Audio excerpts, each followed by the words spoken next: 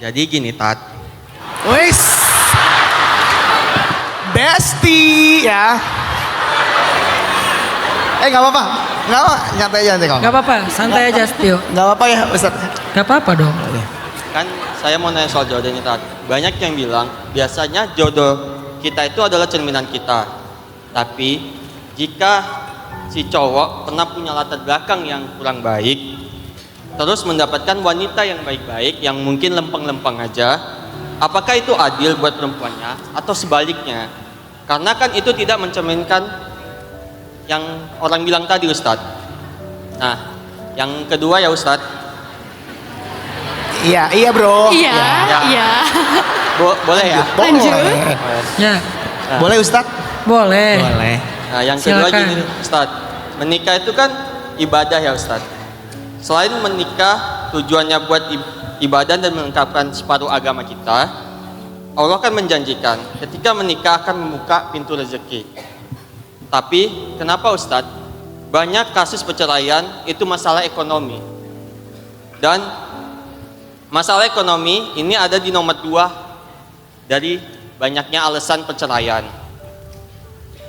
Jadi mohon penjelasannya Ustadz agar saya kelak entar memiliki pasangan hidup atau menikah lebih paham dan lebih mengerti buat gimana menyikapinya. Jodoh itu adalah cermin ataupun pelengkap dalam hidup kita. Jadi kayak yang melengkapi kita, yang mensupport kita, yang mengerti kita. Kan ada istilah sakinah. Sakinah itu adalah ketika kita ngerasa tenang tanpa paksaan. Mawaddah itu ketika kita ngerasa dicintai. Rahmah itu ketika kita ngerasa dimaafin. Jadi dia toleran sama kita. Kalau kita salah, dia oke, nggak apa-apa. Nanti dikasih kesempatan, dinasehatin. Itu namanya rahmah. Jadi kalau ada 3 hal ini, insya Allah itu jodoh kita tuh. Kita tenang tanpa paksaan, kita merasa dicintai, diperhatikan, terutama buat cewek nih. Ketiga, dia tuh rahmah banget. Dia tuh kayak pengampun banget gitu.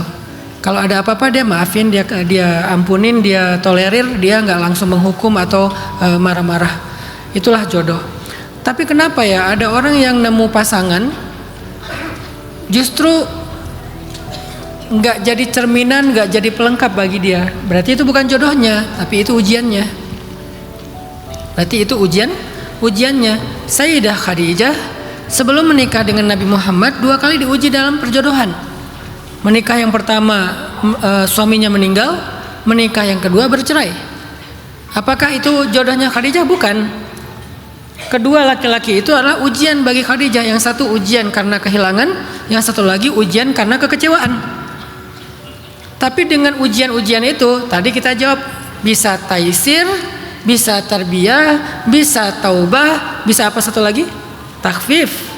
Maka Khadijah belajar banyak hal.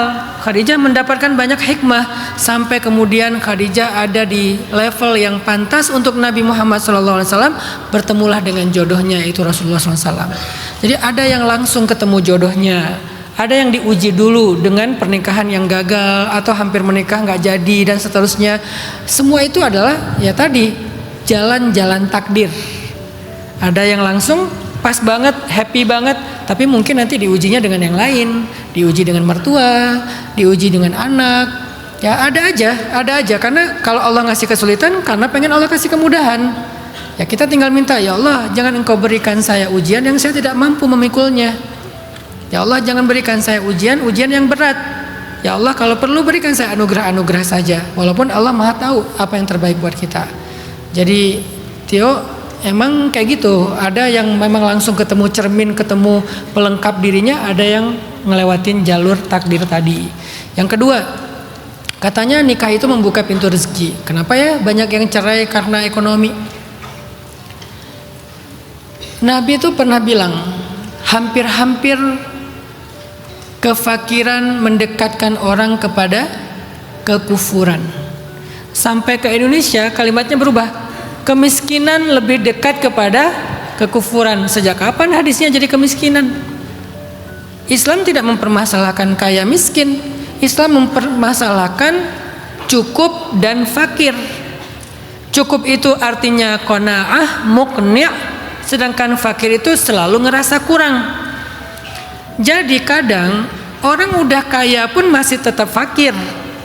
Dia udah berkecukupan, dia udah mapan, dia udah punya penghasilan yang luar biasa, tapi selalu ngerasa kurang. Kenapa? Dia comparing dirinya sama orang lain yang lebih mungkin secara angka, sehingga tetap aja ngerasa fakir.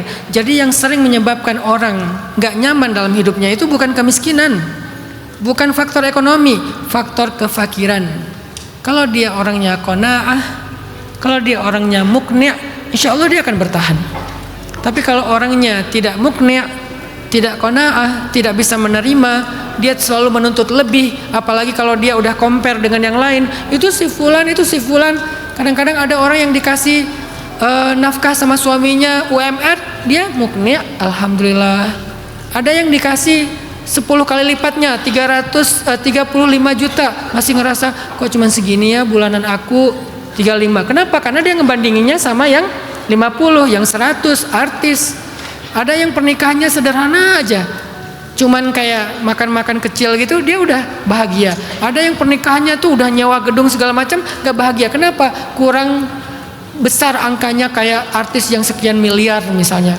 Ini bukan tentang masalah angka ekonomi finansial, ini masalah ridho atau enggak ridho, qanaah atau enggak qanaah. Sehingga orang yang selalu merasa kurang ini dalam Islam disebut dengan fakir. Sedangkan orang yang hartanya pas-pasan disebut dengan miskin.